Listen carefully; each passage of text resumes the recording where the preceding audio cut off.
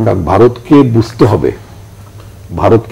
হবে যে তিনি একজন ব্যক্তি বা একটি দলকে বেছে নেবেন প্রতিবেশী হিসেবে, বন্ধু হিসেবে, নাকি এই দেশে 18 কোটি মানুষকে তিনি বন্ধু হিসেবে বেছে নেবেন। এটা ভারতের দায়িত্ব, এটা আমাদের দায়িত্ব না। আমাদের দেশের জনগণ কিন্তু অত্যন্ত সহনশীলতার পরিচয় দিয়েছে। আমি যদি এভাবে বলি যে আমাদের দেশের একজন আইনজীবী, তিনি সরকারি আইনজীবী, তিনি অ্যাসিস্ট্যান্ট পাবলিক প্রসিকিউটর, তো তাকে যেভাবে নির্মমভাবে হত্যা করা হয়েছে, এই ঘটনাটি যদি ভারতের কোনো মুসলমান সম্প্রদায়ের হাতে, যদি কোনো অন্য ধর্মাবলম্বী, আমি যদি এইভাবে বলি একজন হিন্দু আইনজীবীর যদি এরকম মর্মান্তিক মৃত্যু হতো, তাহলে ভারতে কি হতো?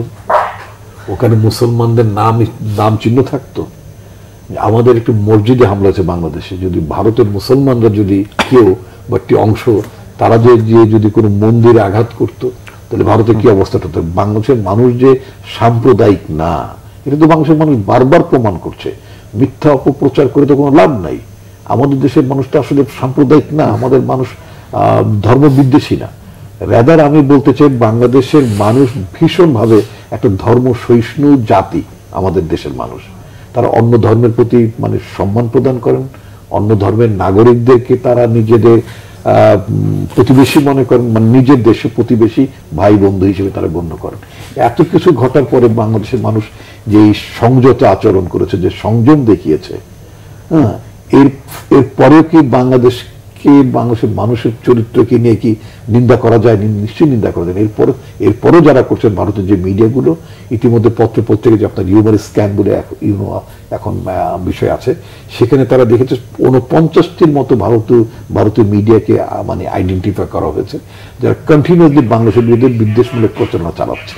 এটা ভারত সরকারের নজর দেওয়া উচিত হবে। আমাদের সংবিধানে কিন্তু একটি কথা উল্লেখ করা আছে, আমি জানি না ভারতীয় সংবিধান আছে কিনা, আমাকে একটু খুঁজতে হবে, এখন কথা প্রসঙ্গে মনে পড়লো।